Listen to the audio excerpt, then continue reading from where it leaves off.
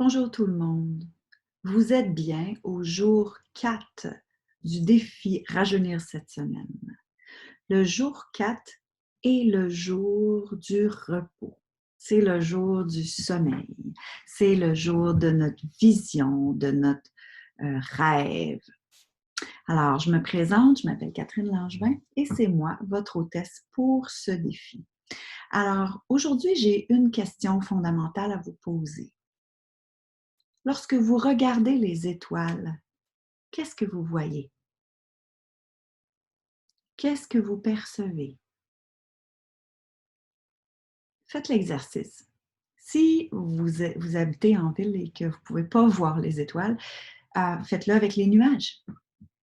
Lorsque vous regardez les nuages ou lorsque vous regardez le ciel, qu'est-ce que vous voyez?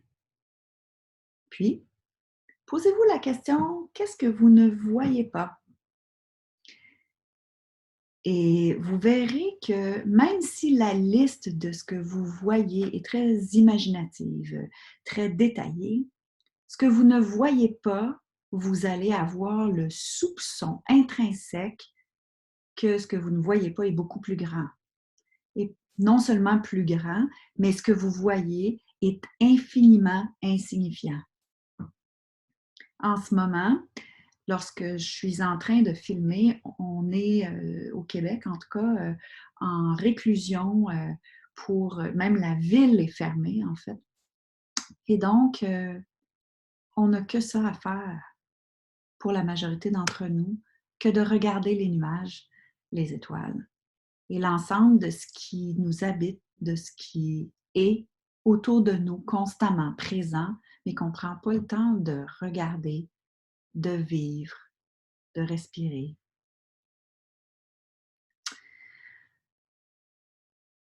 Je vais vous ramener au défi. Je vais partager mon écran.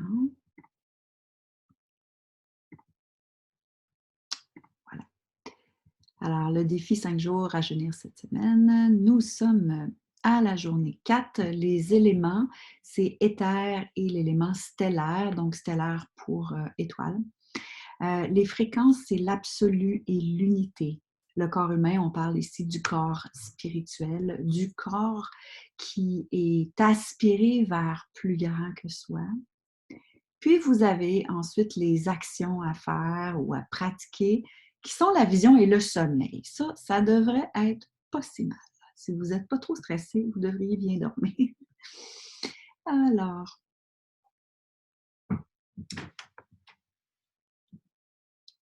je vous pose maintenant la question, c'est quoi votre vision du rajeunissement? Pourquoi? Parce que votre vision du rajeunissement va déterminer là où vous allez vous rendre, où vous allez aller dans votre pratique du rajeunissement. Donc, je vous ai détaillé ça en différents morceaux, donc l'aspect physique, l'aspect émotionnel, l'aspect mental, spirituel, puis l'aspect quotidien aussi. Donc, une vie jeune, ça ressemble à quoi pour vous? Et lorsque vous arrivez à avoir cette vision-là, vous savez très bien qu'en définissant cette vision-là, premièrement, vous risquez de plus l'atteindre, hein, c'est un peu comme de se fixer des objectifs, là. Mais aussi, c'est que vous savez très bien que ça, c'est la pointe de l'iceberg. Même si vous dites, ah, je veux un corps de rêve avec le six-pack. Le six-pack, pour les Français, c'est les espèces de muscles abdominaux là, qu'on voit tous les détails. On appelle ça un six-pack en référence sarcastique au paquet de bière. Bref. Alors, si vous voulez un six-pack au niveau abdominal, vous savez très bien que d'avoir le six-pack, c'est une chose. D'en profiter, d'avoir une bonne santé en général, c'en est une autre. Et quand on parle d'avoir le six-pack, c'est une vision, c'est un but, c'est une façon de s'orienter. Mais c'est pas le but ultime, parce que le but ultime, c'est de vivre d'une façon jeune et oui, éternelle dans la mesure de votre possible. Alors, Ensuite, il y a des choses qu'on connaît hein, pour rajeunir ou pour être plus en santé ou pour être mentalement, émotionnellement plus stable. C'est toutes des choses que vous connaissez. Alors, je vous suggère d'écrire déjà les actions que vous connaissez, que vous pouvez faire pour y arriver. Le fait de faire ça, c'est que ça vous permet au moins de mettre en place les différentes façons d'y arriver qui sont simples pour vous, puisque vous connaissez déjà ces actions-là. Ça devrait aider. Et par la suite, nous allons se poser la question, OK, si moi j'ai la vision, par exemple, du six-pack, j'ai cette vision-là, là, OK, moi je veux un six-pack parce que pour moi, rajeunir, c'est d'avoir un six-pack. En fait, ça veut dire quoi au niveau de comment je me sens si je m'imagine avoir un six-pack? Je me sens comment? Est-ce que je me sens écrasée parce que je fais trop d'abdominaux puis je suis tannée? Ou est-ce que je me sens super sexy et en puissance? Ou est-ce que je me sens dans la joie parce que je peux bouger mes abdominaux en dansant comme je veux? Donc, c'est quoi la fréquence que j'associe à cette vision-là? Et cette fréquence-là va déterminer comment est-ce que, disons, le niveau de difficulté émotionnelle qui va être attaché à l'atteinte de votre but ou de votre vision. Donc, je m'explique. Si, par exemple, pour vous, avoir un six-pack, dans votre imagination, ça veut dire beaucoup de discipline. En général, les gens n'aiment pas ça, être discipliné. Hein? On préfère être plutôt oisif, même quand on est très discipliné. Moi, je suis très disciplinée, mais je ne mets pas ça dans mes fréquences que je recherche. Par contre, j'utilise la discipline comme outil pour atteindre des objectifs, bien sûr. Ceci dit, disons que je ne mettrais pas ça comme fréquence pour m'amener à un but. Tu sais. Je vais mettre comme la joie, l'extase, la dévotion, la grâce, la félicité. Ça, oui, ça m'allume. Alors, choisissez en fait des fréquences qui vous allument et puis soyez francs. Si ça vous allume pas, ben changez de votre vision. Simplement changez, trouvez-en une qui vous plaît. L'autre chose, c'est que souvent, quand on parle d'avoir une vision, tu sais, on va regarder le ciel, on va regarder le plafond, on va regarder la cour arrière, on va regarder les fleurs pousser. Euh, c'est super. Et ça, ce sont des moments qu'on considère dans notre société actuellement comme des moments un peu inutiles. Hein? On dit, ah, c'est des moments de flottement. Et si ces moments de flottement-là étaient les moments où on pouvait le plus être en contact avec qui on est, profondément. Là. Et si ces moments de rêve éveillé, vision, rêverie, étaient des moments de grande inspiration, d'alignement, d'augmentation de notre cohérence interne.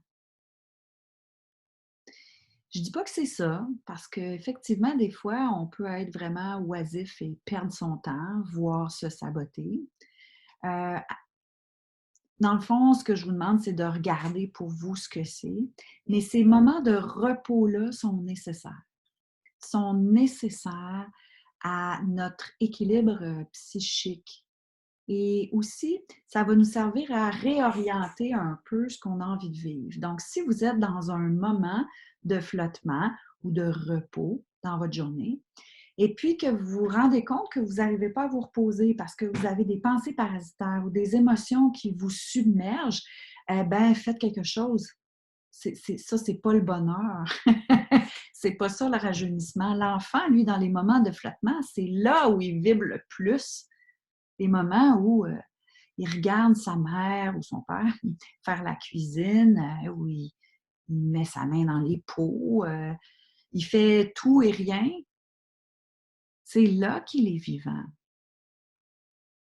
Et je vous suggère finalement de regarder ces moments de repos-là comme étant des moments de ressourcement profond, sans activité. Essayez de comme rien faire. Je sais que c'est un paradoxe, hein? Faites rien. Mais oui, euh, d'avoir un moment de contemplation de notre existence. Je pense qu'avec la réclusion en ce moment, c'est vraiment parfait pour ça, parce qu'on est poussé à diminuer nos activités au strict minimum, pratiquement pour la majorité des gens. Il y a des gens qui travaillent très fort, ceci dit, donc ce n'est pas leur cas. Mais dans ceux qui sont en arrêt, c'est le bon moment. Et puis, au niveau de ces moments-là de repos qui sont entre la veille, l'état de veille du cerveau et l'état de sommeil, on est dans un état de rêverie. Il y a même un yoga. Écoutez, il faut que je vous parle de ça. Il y a un yoga qui s'appelle le yoga nidra. C'est super intéressant. Yoga, là, ça veut dire se relier au plus grand que soi. Donc, se relier à la jeunesse éternelle, par exemple. Se relier à l'absolu, se relier à la félicité, se relier à quelque chose qui est vraiment tripant. Ça c'est la signification du mot yoga. Le yoga nidra, c'est le yoga, donc l'art, les techniques de se relier. Mais nidra, ça veut dire sommeil ou nuit. Mais en fait, c'est l'art de se relier par le rêve éveillé ou le sommeil éveillé. Alors, ce sont des séances de yoga où finalement vous êtes étendu, relaxé avec des coussins, des couvertes, comme vous voulez.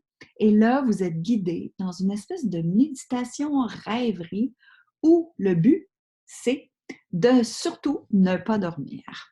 Alors, vous êtes vraiment entre les deux et l'idée, c'est de conserver sa conscience le plus alerte possible et de maintenir cet état, puis de le cultiver pour le rendre de plus en plus concret, de plus en plus au service de ce que vous voulez réaliser dans votre vie. Alors, pour ça, vous pouvez évidemment aller fouiller sur Internet là, pour trouver des séances de yoga nidra. Je vais peut-être en mettre une sur Podia, en fait. Je suis en réflexion là-dessus. Ça serait probablement une bonne idée, en fait. Je vais repartager l'écran.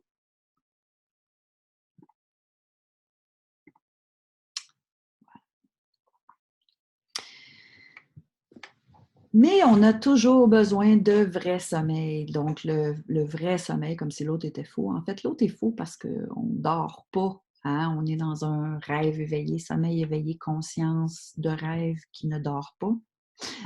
Mais le sommeil est important pour récupérer au niveau du corps et pour récupérer aussi au niveau du cerveau parce que c'est lors des périodes de sommeil et en particulier des périodes de rêve que le cerveau tente de faire sens des différents éléments qu'il a vécu durant la journée. Ça, c'est une des théories. Le corps, quant à lui, va se reconstruire. Donc, c'est pendant qu'on dort qu'on fait du muscle. Ça a l'air étrange, hein? Mais ouais. Alors, il faut dormir.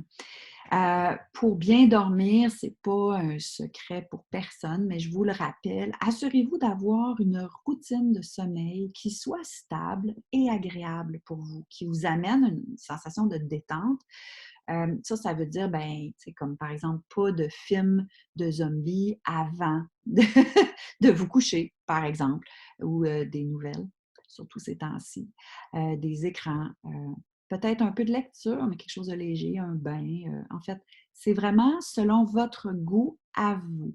Mais je vous invite à détailler votre routine de sommeil et même à détailler la routine de sommeil avec les différentes heures. À telle heure, je fais ça, à telle heure, je fais ça. Et vous essayez le plus possible de le suivre. Alors, comme devoir aujourd'hui, c'est je visualise mes objectifs, donc ça c'est votre vision, à tous les jours et je ressens la fréquence que j'y associe. Et puis, j'améliore ma routine de sommeil pour physiquement être capable de récupérer. Alors, sur ce, je vous souhaite des rêves éthériques pleins de bonheur, de joie, de sollicitude et surtout, je vous souhaite le meilleur. Merci.